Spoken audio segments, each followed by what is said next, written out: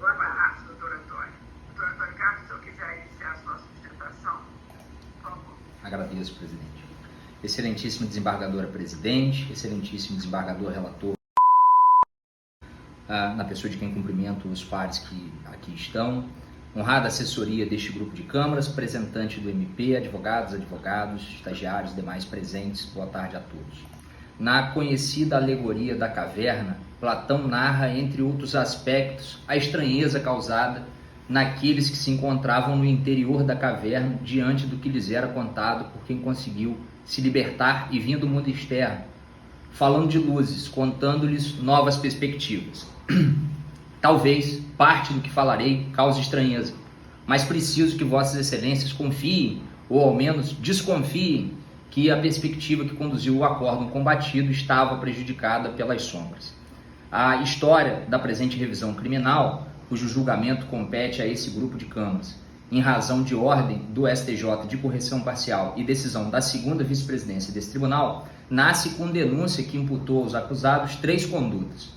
Lerei o essencial da denúncia, já ressaltando a vossas excelências que hoje também enfrentarão outra revisão criminal deste mesmo caso,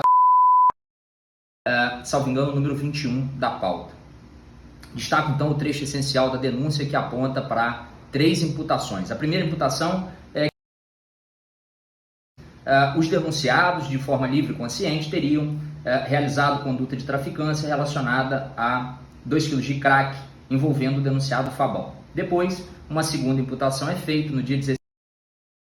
Os denunciados, também de forma livre e consciente, teriam desenvolvido conduta de traficância relacionado à cocaína num evento envolvendo um veículo. E a terceira e última imputação da denúncia é que entre os dias denunciados, consciente e voluntariamente, se associaram em quadrilha de modo estável com a finalidade de praticar vários crimes de tráfico. E aí, então, conclui a exordial que os denunciados, todos em concurso, teriam praticado por 2 vezes o crime do artigo 33 da Lei de Drogas e por 1 vez o crime do artigo 35. Mas quem são esses denunciados?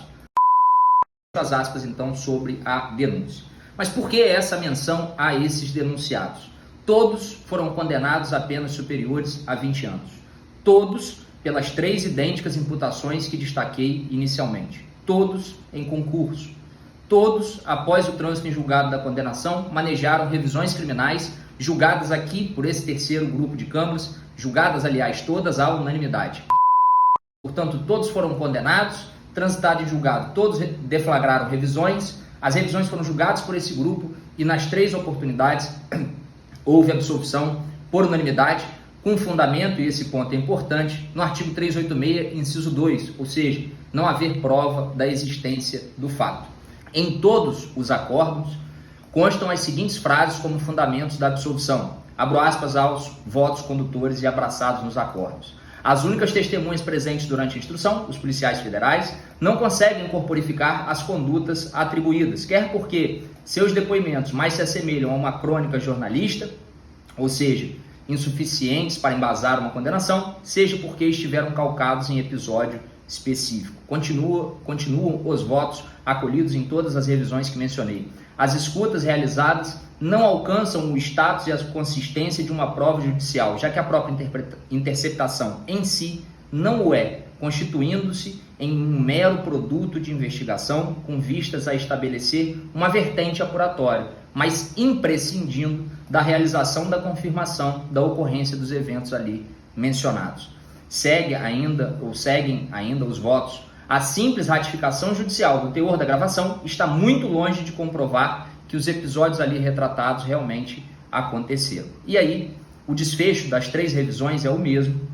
Como consectário disso, reconhece-se a incomprovação do elemento temporal essencial à caracterização do delito associativo e o mesmo se dando em relação ao crime equiparado hediondo, os tráficos imputados e pelos quais haviam sido condenados. O revisionando, por sua vez, está condenado a despeito de serem os mesmos fatos, as mesmas imputações e as mesmas provas. Se todos foram absolvidos, se os fatos são os mesmos, um raciocínio e silogismo impõe, então, a absolvição de que é o que em primeiro lugar pede-se nessa revisão. Em boa fé, preciso ressaltar a vossas excelências que o processo subjacente a todas essas revisões, nele ocorreu um desmembramento, e isso, a despeito disso, isso não afeta a necessidade de se aplicar as mesmas razões de decidir aplicadas a, já que a instrução ocorrida é rigorosamente idêntica. Desse a isso o nome de extensão, desse o nome de isonomia, chame-se de transporte das razões de decidir. Fato é que precisa ter o mesmo destino dos 3 revisionandos já absolvidos por unanimidade por este terceiro grupo de câmaras criminais. Esse, então, é o primeiro grupo de teses da presente revisão.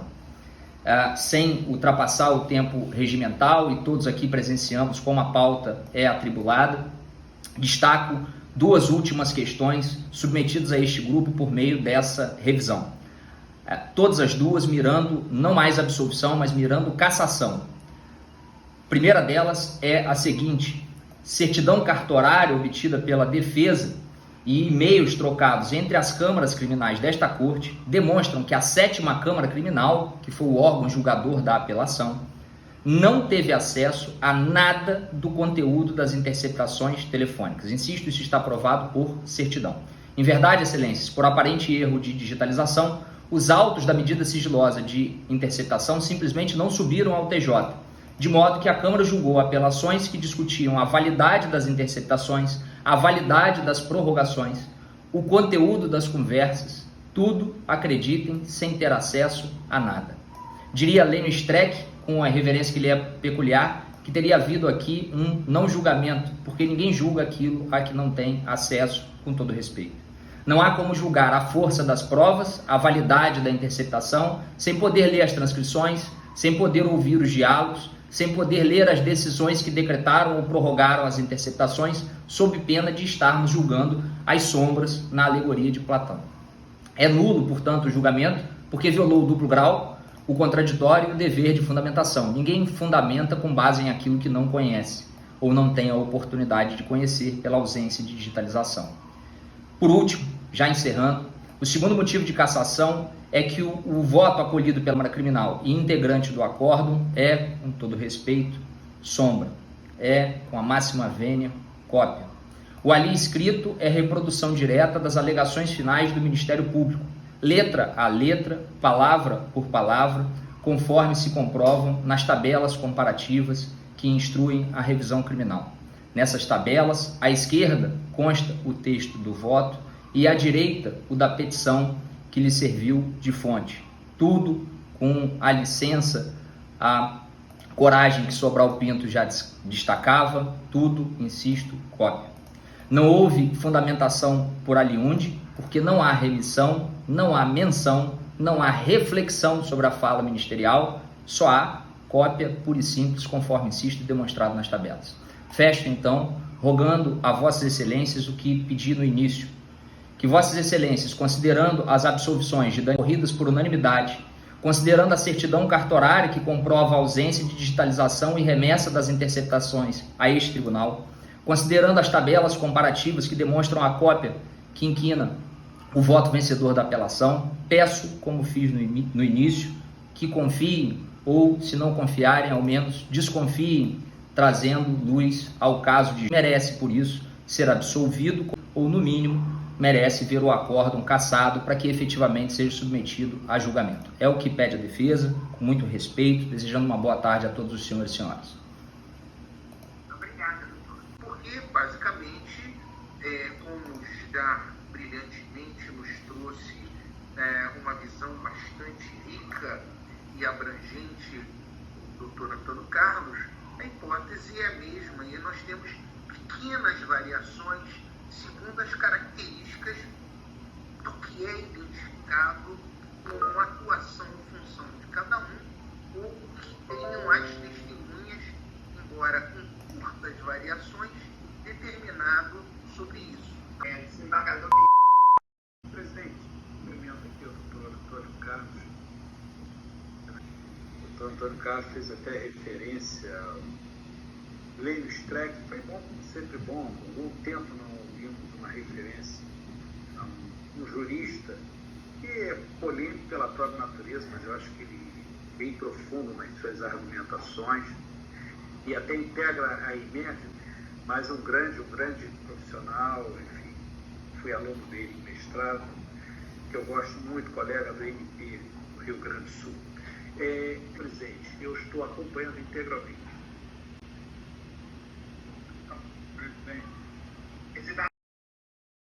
Presidente, eu parabenizo os advogados pelo trabalho, pela sustentação que cada um fez, e ratificando inteiramente o voto do eminente relator e estou acompanhando. Também, presidente, parabenizando os doutores advogados, estou acompanhando integralmente. Acompanhando o relator, presidente. A maioria, presidente, representando os advogados da grande situação. O pedido revisional é julgado procedente para absolver os requerentes e a expedição de alvarás de soltura se por algo estiverem presos. Excelência, com todo respeito, a situação é análoga. O juiz tem mandado pendente de cumprimento. Então, torna-se efetiva a expedição de alvarás, então recolhimento